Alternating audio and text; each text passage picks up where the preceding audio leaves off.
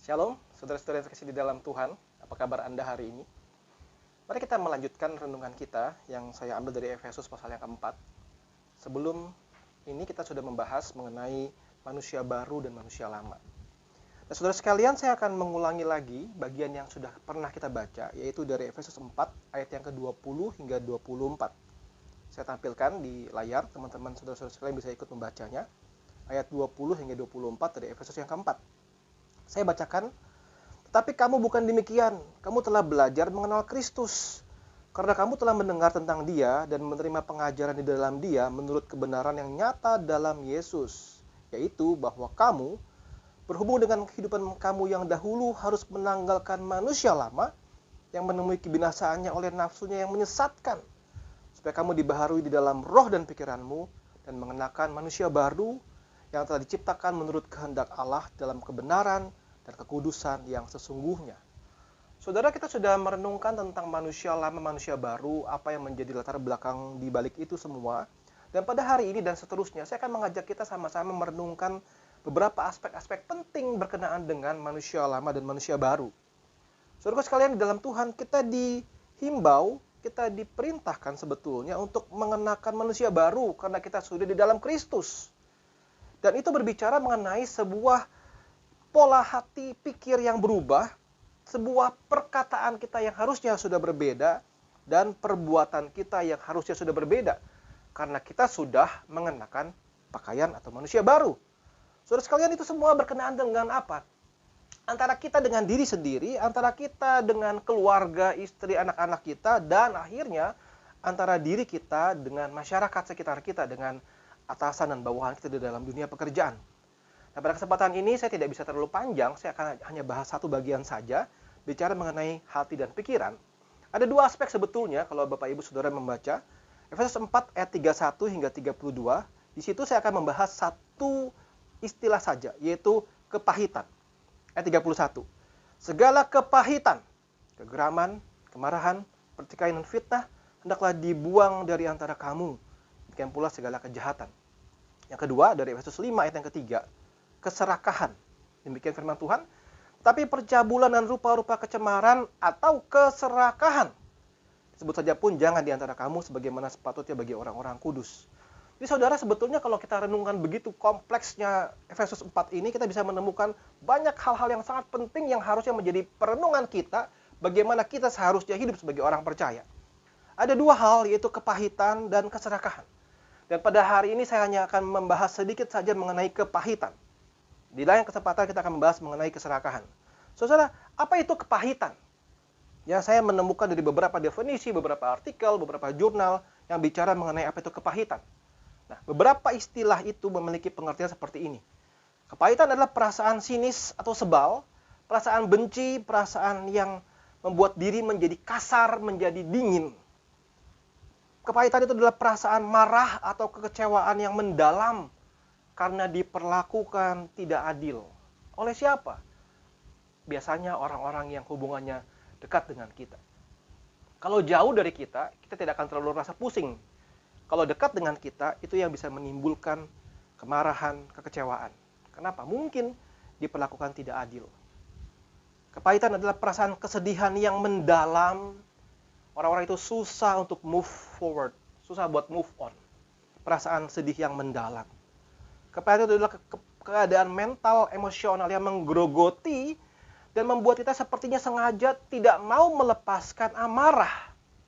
Dan akhirnya setiap saat bisa menyerang. Seperti sebuah gunung yang dalamnya sudah begitu banyak magma siap meletus, dan saatnya tiba meletus begitu besar dan merusak luar biasa. Karena ada satu perasaan yang sengaja tidak mau melepaskan rasa marah. Saudara, dalam ayat yang ke-31 ya, firman Tuhan menggunakan kata bahasa Yunani yaitu adalah pikria. Pikria itu punya arti extreme weakness, kejahatan yang ekstrim. Pikria itu punya arti a bitter root, akar yang pahit, yang akhirnya akan membuat bitter fruit, buah yang juga pahit. Pikria punya arti hatred, kebencian. Dan itu semua akan develop over time, akan terus-menerus bertambah bertambah seiring dengan waktu. Saudara, saya tadi melakukan research dari Google, saya mencoba klik saja berita tentang dendam. Ya, saudara, ada begitu banyak berita-berita yang begitu banyak di media online berkenaan dengan dendam.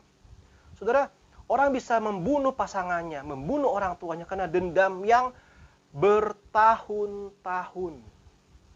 Ada sebuah bagian yang mengatakan ada satu anak yang tega ingin menembak mati orang tuanya, tetapi orang tuanya masih bisa bertahan hidup. Ya, kenapa? Karena dia dendam, dia punya kepahitan, karena dia dipush untuk belajar.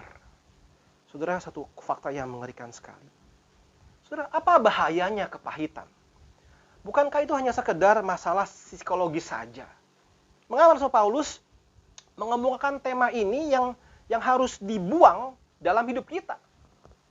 Kalau seperti itu rasanya tidak semudah hanya soal urusan psikologis saja, bukan?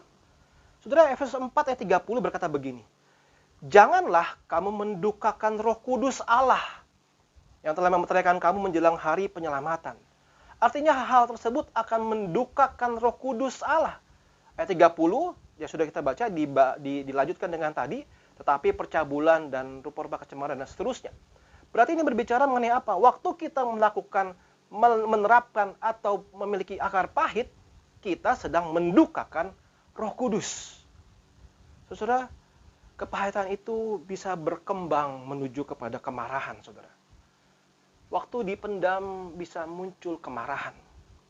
Kemarahan akhirnya bisa menghancurkan orang lain, melukai banyak orang, bahkan bisa membunuh orang lain, saudara. Kita ingat kisah Kain dan Habel. Pada waktu persembahan tidak diterima oleh Tuhan, Kain akhirnya membunuh Habel. Berapa lama peristiwa itu tidak ada yang tahu. Mungkin berhari-hari, berminggu-minggu, persembahan ditolak, dan dia merasa sebel, merasa benci, merasa pahit hatinya. Dan akhirnya saatnya tiba, waktu dia keluar meluap, dia membunuh Habel. Saudara, kepahitan itu menghambat pertumbuhan seseorang. Pertumbuhan rohani pasti terhambat. Orang yang memiliki kepahitan pasti tidak bisa mengalami sukacita. Karena kepahitan itu mencuri sukacita kita. Bagaimana kita kalau setiap kali melihat orang-orang yang melukai kita, kita merasa sebel, benci, tidak ada sukacita di dalam hidup kita. Dan yang menjadi pergumulan sulit adalah jikalau yang melukai kita adalah orang-orang yang dekat dengan kita. Kita akan merasa susah luar biasa. Dan kepahitan itu mengganggu secara sistem hormonal tubuh dan sistem imunitas tubuh kita. Bisa mengakibatkan penyakit-penyakit seperti hipertensi, jantung, dan sebagainya. Saudara, itu semua bisa berawal dari hati yang memiliki kepahitan. Secara fisik kelihatannya oke, tetapi secara di dalam itu memiliki kerusakan yang luar biasa, yang sangat mengerikan. Dan kalau tadi saya sudah ungkapkan di atas adalah jangan mendukakan Roh Kudus Allah.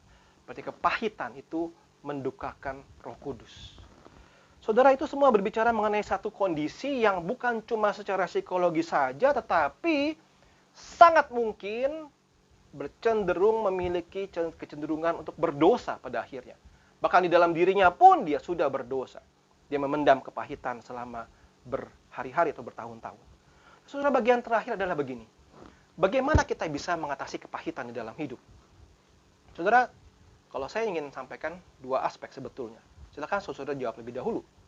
Apakah engkau mau terus-menerus menjadi korban kepahitan? Yang kedua, apakah engkau ingin melepaskan diri dari kepahitan? Efesus 4 ayat 32. Tetapi hendaklah kamu ramah seorang terhadap yang lain, penuh kasih mesra dan saling mengampuni, sebagaimana Allah di dalam Kristus telah mengampuni kamu. Saudara, firman Tuhan dengan sangat jelas berkata, kamu harus ramah, penuh kasih mesra, dan saling mengampuni. Sebagaimana Allah dalam Kristus telah mengampuni kamu. Saudara, ada 3 aspek yang saya akan ajak kita renungkan berkenaan dengan bagaimana kita mengatasi kepahitan. Yang pertama adalah akui perasaan itu, saudara. Akui bahwa Anda sedang mengalami kepahitan. Anda tidak suka, Anda benci, Anda punya dendam. Akui itu dan ceritakan kepada orang yang bisa dipercaya. Ceritakan kepada orang-orang yang Anda percaya. Mungkin di gereja, mungkin dalam persekutuan, mungkin di kantor, mungkin siapapun itu yang Anda bisa percaya. Ceritakan kepada mereka. Jangan menipu diri, saudara. Perasaan itu perasaan yang nyata bahwa Anda mengalami kepahitan. Dan Anda tidak sendirian. Banyak orang juga yang berjuang mengatasi itu. Dan selalu ada jalan keluar, saudara. Jangan berpikir bahwa sudah tidak ada jalan keluar, saya harus membunuh atau saya bunuh diri. Tidak begitu, saudara. Anda punya jalan keluar. Anda tidak sendirian. Akui perasaan itu. Yang kedua, saya ambil dari renungan yang dibawakan oleh pendeta Paul Gunadi. Dia berkata begini, Anda harus melepaskan pengampunan. Tadi ya, Efesus 4 ayat 32. Pengampunan. Ini adalah sebuah pilihan hidup. Anda punya pilihan mau atau tidak mengampuni orang itu.